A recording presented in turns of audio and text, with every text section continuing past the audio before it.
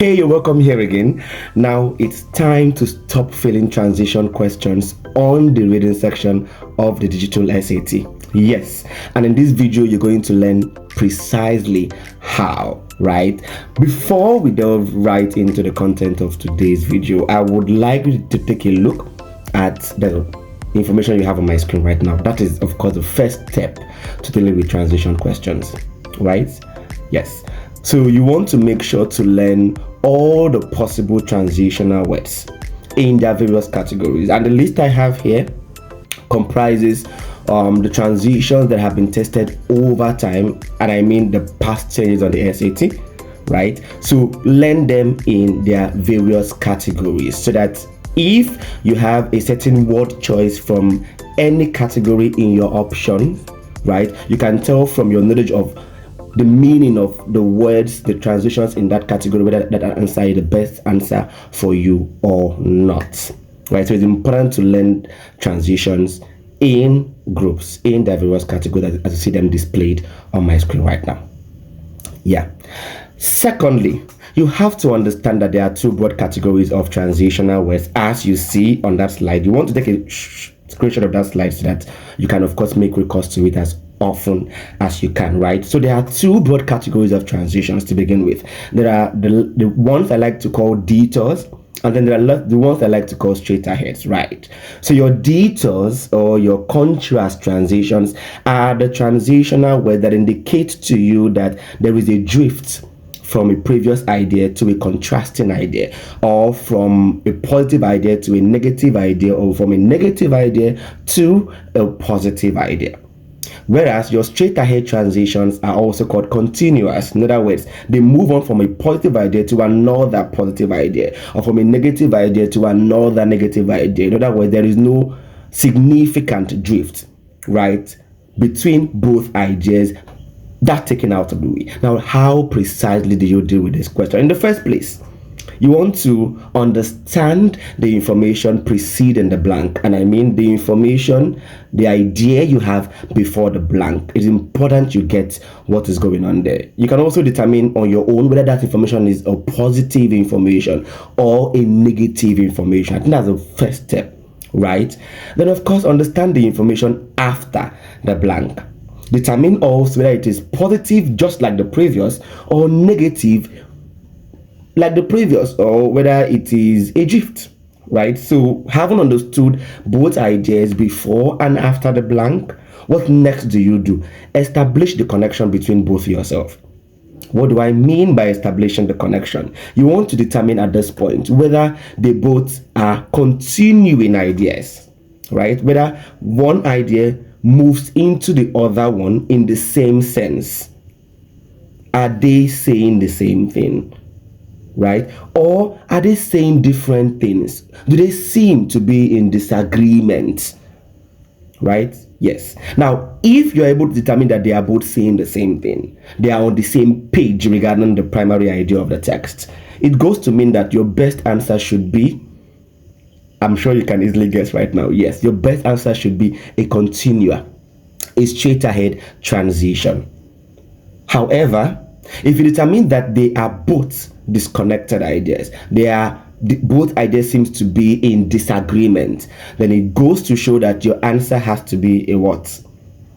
A drift transition, a detour transition, right? So this is what you have to do. You have to understand what comes before the blank, determine, right, the tone, is it positive or negative, and what comes after, is it also positive or negative? If they are both positives, you know, oh, my answer is very likely going to be a what? A straight ahead. If one is negative, the other is positive, you know, my answer will very likely be a what? A detour transition. So it is left to you to determine the connection between both. And then what else do you do? Make a prediction. Having understood the previous slide, right, you want to be able to plug in the transitional word, because you must also understand that this is a kind of vocabulary in context question, except that this time you're only dealing with not just regular words, you're dealing with transitional words that help you move from one point to the next, right? So you want to be able to plug in any of the transition that you feel should befit the context, given your understanding of both ideas. Yes, yes. As always, I'm not going to leave you hanging at this point. I'm going to take you through a particular practice question or two questions just so you see how this approach can work in practice. So come with me. So as you have it on the question displaying right on my screen right now, we can already tell that it's a transitional question. Why? Because the options are constituted of a variety of transitions, right? Some of which are detours. I think one among them is a detour. The nevertheless is a detour. And the others are straight ahead transitions, right? So let's see what's going on. Yes. But then, given that there is just one detour transition, it points to something. Remember, if you watch the video on vocabulary in context, you should understand that when there is one odd option among the list, right? When there's one odd option in your list of options, that very odd option is very likely going to be the correct answer. But let's see whether it is the case here, right? So let's see. One poll taken after the first 1916 presidential debate suggested that John Kennedy lost badly. So the point we've gotten from this is that John Kennedy lost an election, and there's a colon, and you know by now you should be able to understand the role your punctuation marks play. So obviously the punctuation in there, the colon, should indicate that they are about continuing the idea of John Kennedy losing out badly on an election, right? Only 21% of those who listened on the radio rated him the winner, so justifying that only a minute proportion of people, right, on the radio voted him. So he lost badly on the radio, if anything. Now the next part, so that information already is established as what? Negative, right? Let's see the next part. The debate was ultimately considered a victory for the telegenic young senator. Obviously, D, a determiner. It means that the noun after it has to be referring to an antecedent. The noun must have been reflected before. So telegenic young senator here is obviously John Kennedy himself, because we have the telegenic. So of course you have to have been presented with a subject matter, a noun, before you have the, right? So yes, note that information. Yes, who rated higher than his opponent, Vice President John Nixon, among those watching on the new medium of television? So we see the debate was ultimately considered a victory for the telegenic young senator. So obviously what we have next is a positive idea. So we have drifting points. So I think it is pretty obvious what my answer should be. I would predict it, however, even though I have taken a scan of the options earlier and determined that there is only one that stood a chance. So option D, obviously, the best answer. Nevertheless, he lost, he won. So if that makes sense. So we see the move from a positive idea to a negative idea. Yes, that taken out of the way. Nothing else can possibly work, or they're all straight ahead, which indicates that negative, negative, positive, positive, right? Let's try with another question type just so you understand this much better. In his 2025 book, The Morphology of Landscape, US geographer challenged prevailing views about how natural landscapes influence human cultures. So the point here, challenged views. Yes, I've often emphasized how to get the point of a sentence by doing what? Understanding the verb. The verb, right? Challenged. This person challenged prevailing views about how natural landscapes influence human cultures, how the environment influences cultures, right? So that taken out of the way. He's challenging a prevailing view. So that idea is somewhere neutral.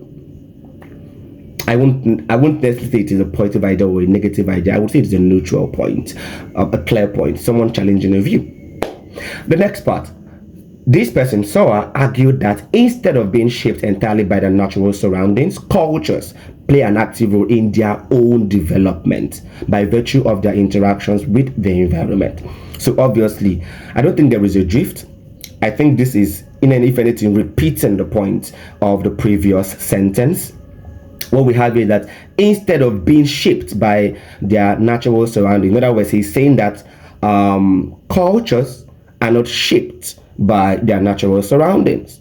Instead, culture in themselves play an active role in their own development. So this is an explanation of his view already explained, already introduced in the first sentence. So I don't see a disconnection. So I know my answer does not have to be a detour this time around. It does not have to be a contrast transition this time around. So do we have any contrast? We immediately eliminate it. We don't have any clear contrast word here, but then we have options that cannot do the job of either contrasting, right, or connecting the ideas the way I have predicted. Even it's I could easily predict in other words, right? For example, because what happens after is an illustration trying to break what his previous point down in detail. So similarly is totally off. It is comparison, right? You must have seen that in the slide. It is a comparative transition. It is often used to establish similarity between two different entities, two different elements. So it is totally off. Finally, we'll give you the last step, the last process of an event or a sequence, the final process. So it does not work here either. You can even plug in to be sure. You can't say finally, argue that, so you see it is illogical. Therefore would give you an outcome. So we have to have had a situation before we now have a therefore. So something that sounds like, oh, she didn't study quite hard for her test, therefore she missed the exam. So you can see that something is giving rise, something is causing the other thing to happen. That is what therefore will do, as well as other word choices you saw in that category. Consequently, hence, for this reason. So that is also totally off. Specifically, from the word specific, it's giving us one instance to prove a previous point. So I think that is the best in the list. And if you plug it in, you see it makes sense. Carlsar challenged prevailing views about how natural landscapes influence human cultures.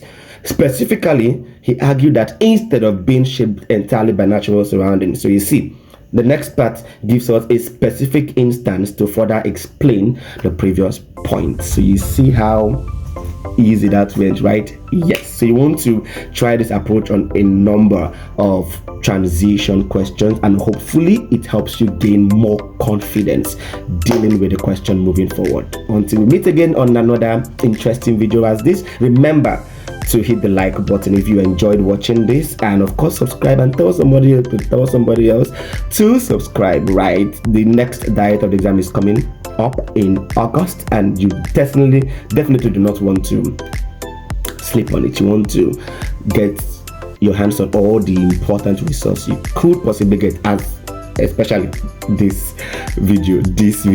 channel you're watching right now. So yes, until we meet again on another video, I wish you the very best on your test, and I hope you keep practicing with the approach you learn here. See you next time. Thank you.